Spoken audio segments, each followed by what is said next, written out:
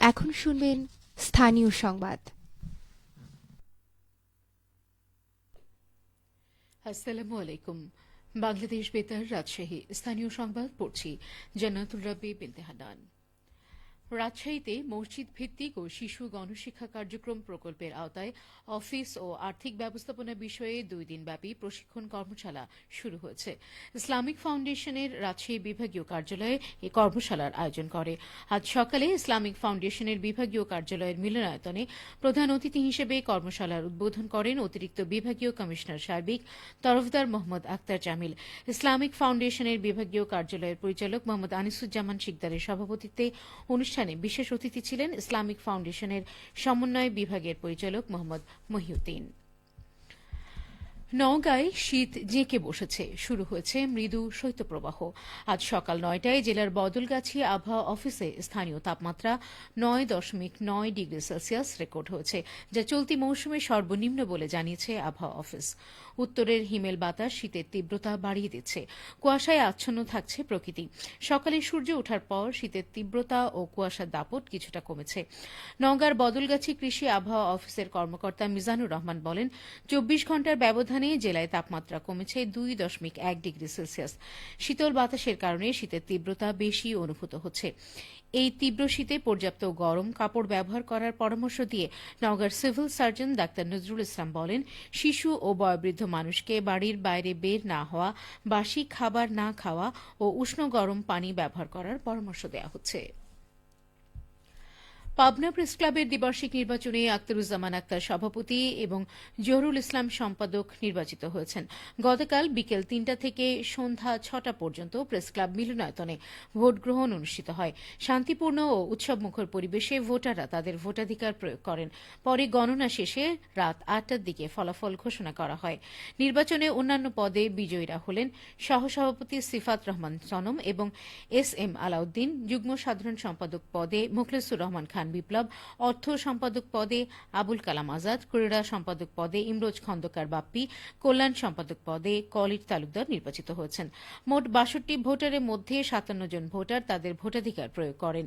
নির্বাচনে প্রধান নির্বাচন কমিশনারের দায়িত্ব পালন করেন অ্যাডভোকেট মির্জা আজিজুর রহমান। নাটোরের বাজারে সবজি সরবরাহ বৃদ্ধি পেয়েছে, দামও কমতে শুরু করেছে, ফিরেছে জনজীবনে স্বস্তি। নাটোর শহরের বাজারগুলোতে আজ সবজির প্রাচুর্য, দামও সহনশীল পর্যায়ে রয়েছে। বেগুন, মিষ্টি কুমড়ো এবং ফুলকপি 50 টাকা কেজি, সিম, বরবটি এবং করলা 60 টাকা কেজি, বাঁধাকপি 30 টাকা, মূলা 20 টাকা, লাউ এক একটি গড়ে 35 টাকা, পালং শাক 40 টাকা, কাঁচামরিচ 75 টাকা, পেঁয়াজ 100 টাকা, নতুন ওঠা ডেমনা পেঁয়াজ 50 টাকা কেজি, গ্রীষ্মকালীন পেঁয়াজ 80 টাকা। তবে আলুর বাজার এখনও উচ্চমূল্য পর্যায়ে। প্রতি কেজি আলু 75 থেকে 80 টাকা, নতুন আলু 100 থেকে 110 টাকা। তবে গ্রামীণ জনপদের বাজার এবং হাটগুলোতে দাম আরও কম। কৃষি সম্প্রসারণ অধিদপ্তর নাটোর জেলা কার্যালয়ের উপপরিচালক মোহাম্মদ আব্দুল ওয়াদুদ বলেন, চলতি মৌসুমে দীর্ঘদিন বৃষ্টি হয়েছে, তাই কৃষকের সবজি আবাদ ক্ষতিগ্রস্ত হয়ে বাজার মূল্য বৃদ্ধি পেয়েছিল, এখন সহনীয় পর্যায়ে চলে এসেছে। নাটোরের জেলা প্রশাসক আসমা শাহিন বলেন, বাজার মূল্য সহনীয় রাখতে ন্যায্য মূল্যের সমবায় বাজার, জনতার বাজার কাজ করছে। এ সংক্রান্ত টাস্কফোর্স কমিটি সক্রিয় ভূমিকা পালন করছে। প্রচলিত বাজার পর্যবেক্ষণ এবং নিয়মিত অভিযান পরিচালনা করা হচ্ছে। নিবিড় মনিটরিং কার্যক্রমে বাজার মূল্য সহনীয় পর্যায়ে এসেছে। চলতি রোপা আমন মৌসুমে ধানের ভালো ফলন পাচ্ছেন বগুড়ার কৃষকরা। কাঙ্ক্ষিত ফলনের সাথে প্রত্যাশিত দামে খুশি জেলার আমন চাষিরা। গত বছর বগুড়ায় হেক্টর প্রতি 3.3 মেট্রিক টন ফলন পাওয়া গেলেও এবার পাওয়া যাচ্ছে 3.5 মেট্রিক টন। বগুড়া কৃষি সম্প্রসারণ অধিদপ্তরের তথ্য বলছে, চলতি মৌসুমে এ জেলায় আমনের প্রত্যাশিত ফলন হয়েছে। এ পর্যন্ত বগুড়ার মাঠে থাকা 80% জমির ধান কাটা হয়েছে। হেক্টর প্রতি 3.53 মেট্রিক টন ফলন পাওয়া গেছে। সেই হিসেবে বগুড়ায় এবার আমন উৎপাদনের লক্ষ্যমাত্রা ছাড়িয়ে যাবে বলে আশা করা হচ্ছে।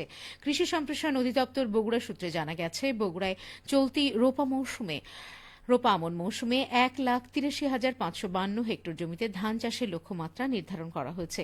জেলায় চাষ হওয়া রোপা আমন ধানের বেশিরভাগই উচ্চ ফলনশীল এবং হাইব্রিড জাতের। এছাড়াও স্থানীয় ও সুগন্ধি জাতের ধানও রয়েছে। সবশেষে আবহাওয়া। আজ দুপুর 2টায় রাজশাহীতে তাপমাত্রা ছিল 25.5 ডিগ্রি সেলসিয়াস। এ সময় বাতাসে আপেক্ষিক আর্দ্রতার পরিমাণ ছিল 43%। রাজশাহী ও পার্শ্ববর্তী এলাকায় আজ সূর্যাস্ত সন্ধে 5:16। সংবাদ শেষ হল। আমাদের পরবর্তী স্থানীয় সংবাদ বিকেল 4:05।